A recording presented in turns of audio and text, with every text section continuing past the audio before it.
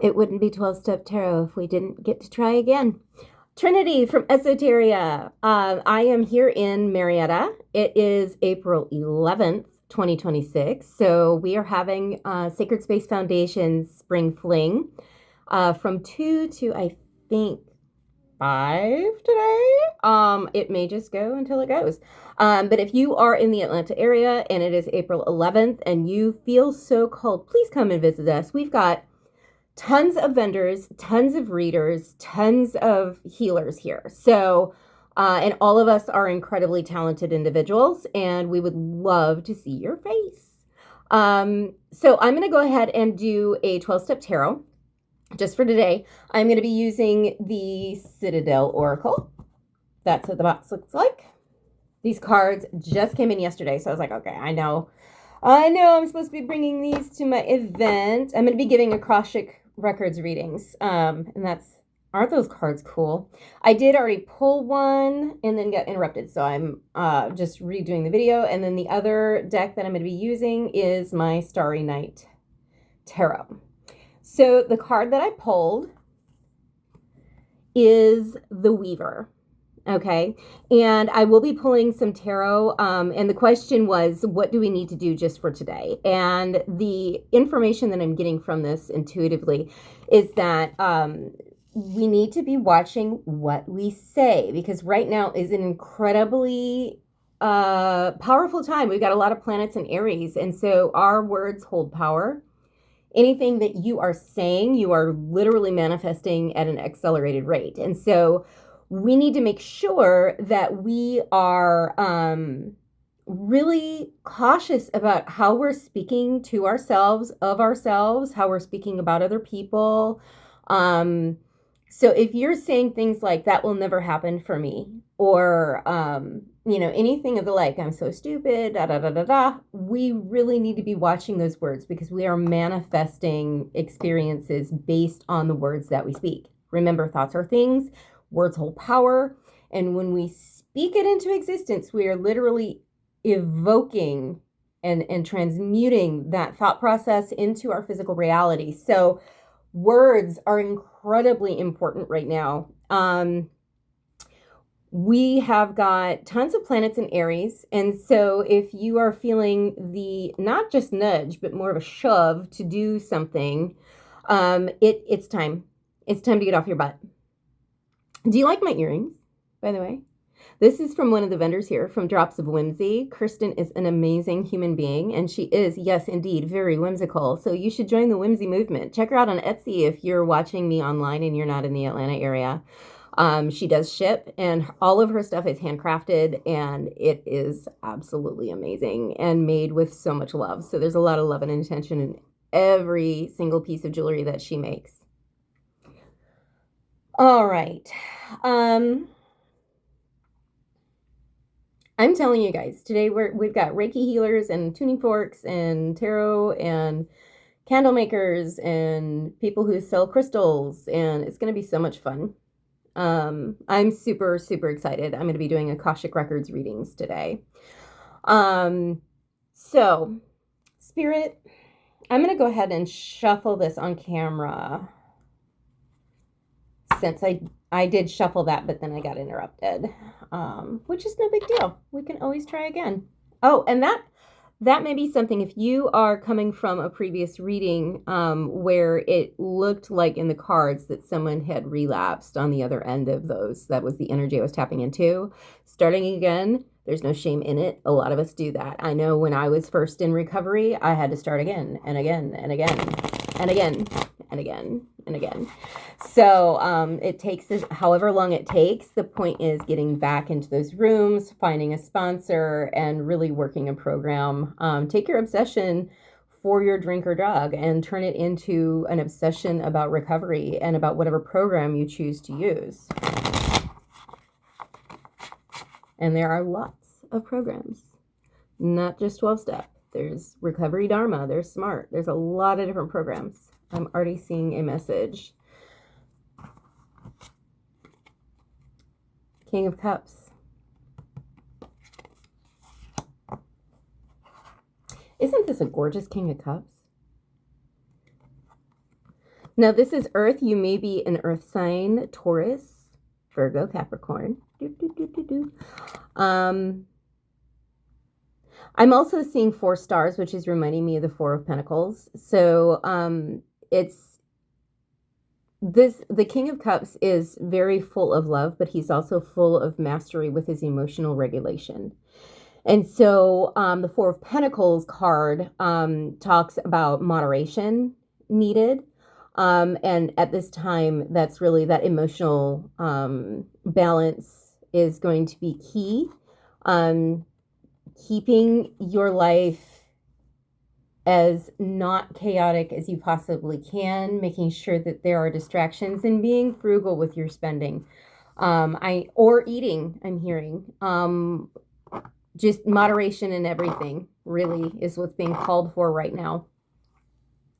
All right, Spirit, do you have any other messages for the collective, my absolutely divine, lovely collective, on what we need to do just for today? That one wanted to come out. Okay. All right, so the card that flipped, oh, we've got 2 cards. Okay, so we've got the Hierophant, and we've got the 9 of Cups. Okay. I'm literally hearing the translation, God wants you to love on yourself. The Hierophant can be talking about divine guidance, but I'm also seeing that other meaning about institutions and traditions will be really helpful for you. If you're a 12-stepper, the 12 traditions are something that you may want to look into and start to adhere by. Remember, anonymity is the spiritual foundation of all of our traditions, ever reminding us to place principles before personalities. And that very, very last portion of that, principles before personalities, is sticking out to me. Let's go ahead and turn these other 2 cards over because I have a feeling they will inform that card. Okay, 3 of Swords. Yes, it will.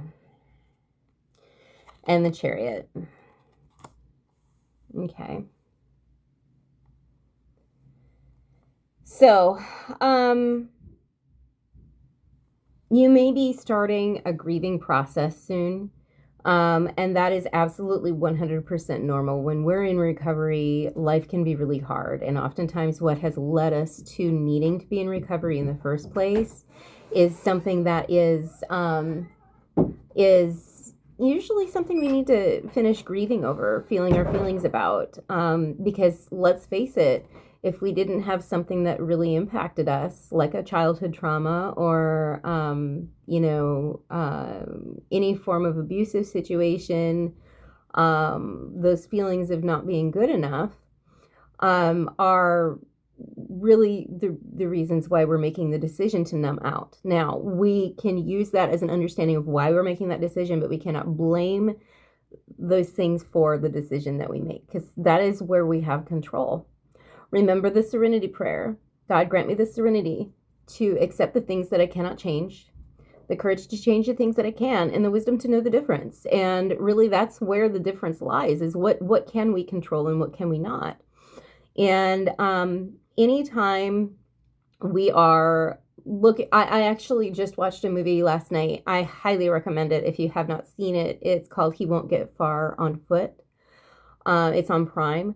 And there's a portion in there where the main character is talking with his sponsor in a group setting, and he is saying how angry he is at this person who got him into a car accident and left him a paraplegic. And it is based off of a true story, by the way. And the sponsor keeps going, why were you in the car? Why were you in the car? Why were you in the car? Why did you let him drive drunk? Why? And the root answer of all of it was his fault, because he chose to get really drunk. And had he not been drunk, he would have probably made the decision to not allow him to drive, to not get into the car with him in the first place. And that's the camp we need to be in. And it's a hard camp to look at.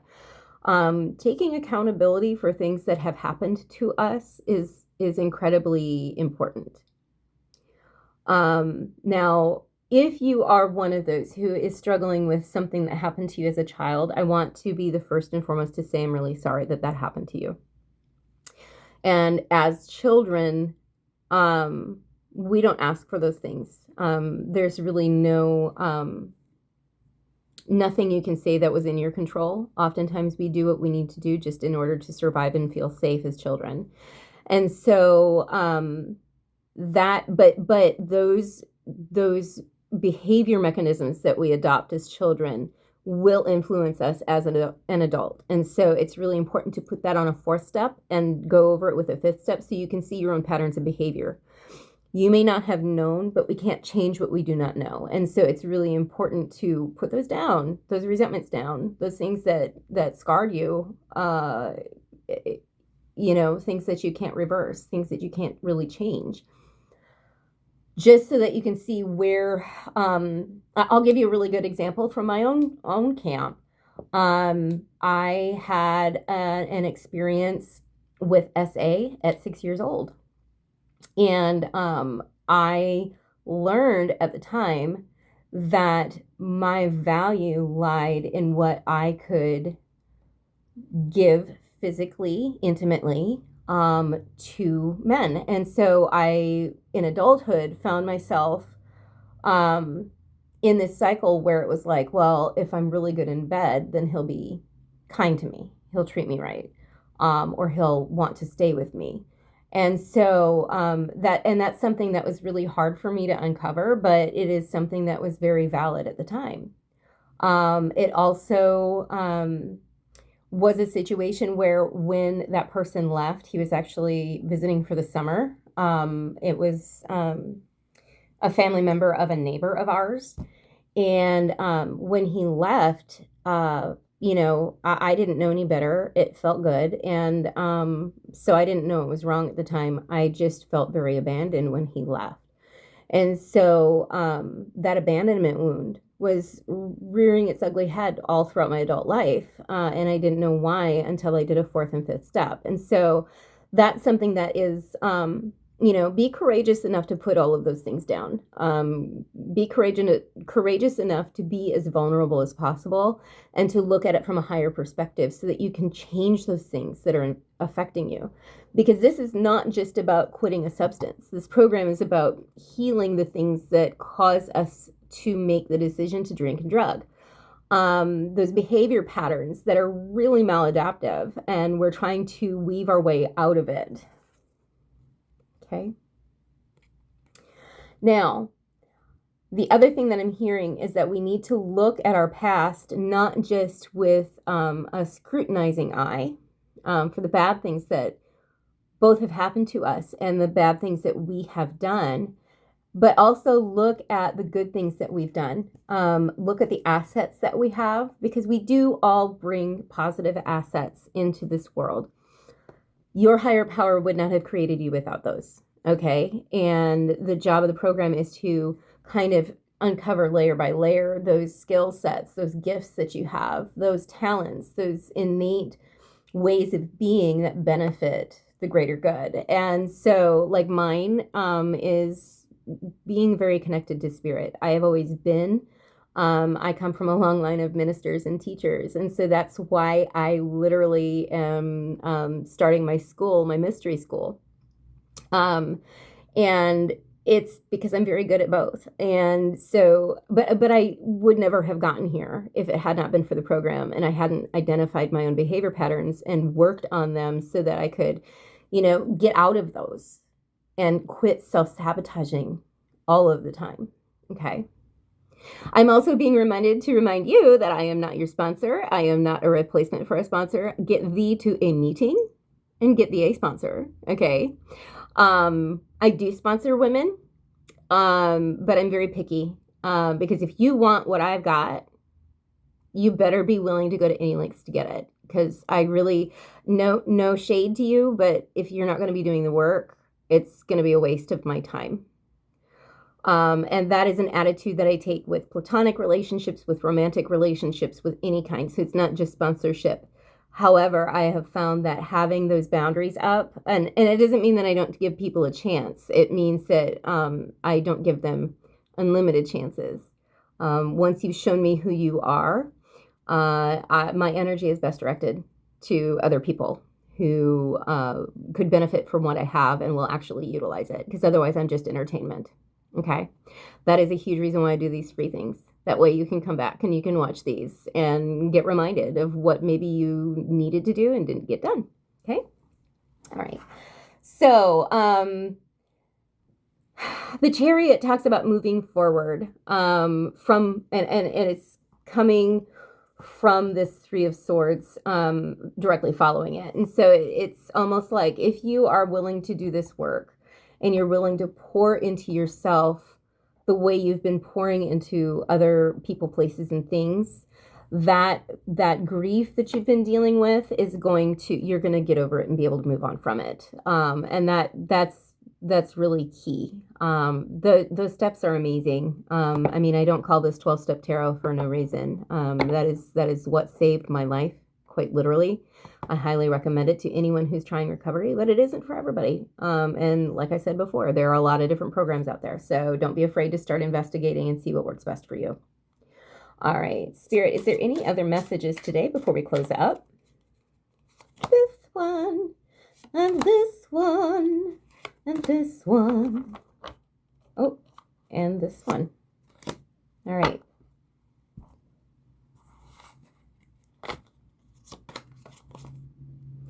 Nine of Wands. Fences make good neighbors. Okay. And I was just talking about boundaries. So this is just confirming, making sure that you are able to learn how to construct boundaries that are good for you. Making sure that you're learning how to hold those boundaries and be true to yourself. One trick that I have found is that the more I work on enforcing my own internal boundaries with the self, the less I put up with other people walking over my boundaries. So start with the self, take it minute by minute if you need to. I'm hearing don't call that boy back. He's no good for you. Or don't call that girl back. She's no good for you. Right now, it would appear, especially with this Nine of Cups, this is wish fulfillment, by the way. This is in the reverse. I usually take it as kind of being lazy and selfish, but this is something where it's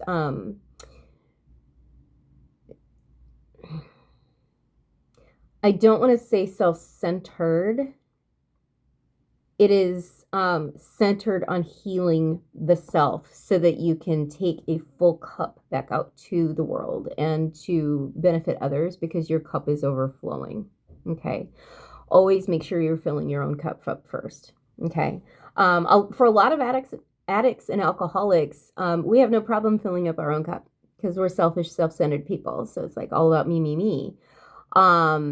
Some of us, on the other hand, give and have been taken out from, and we get burned out. And so making sure that you have that balance of taking care of yourself before you're taking care of other people. Make sure you're eating right, exercising, getting enough sleep, hydrating, all of those things. That's one thing they kept on saying in the movie, drink water, drink water. That's really going to be key, because physically you're going to start feeling much better. And when we feel physically better, we tend to be able to handle the things that life throws at us a lot better. Okay. All right. Eight of Swords. It came in the reverse and I'm going to take it. Okay. This is all about, getting out of our own head and taking action. I'm going to move these up a little bit because I've got this spread all pretty. I'm going to have to learn how to do it, like get it one of those holders so that you can see where the cards are. This is directly under, I've got King of Cups, Three of Swords, and Eight of Swords in reverse. So if you have been finding yourself ruminating on the things from the past that you can't change and you wish you could, this is going to help free you from that. Okay. I've got the Eight of Pentacles, but it's going to take some work. Okay. And that is the Hierophant, the Chariot, and the Eight of Pentacles. in a row down. So you are being guided to take action and to get to work. Okay. If you haven't done your step work in a while and you've been in recovery for a while, what are you waiting for? Oh, wait. What are you waiting for?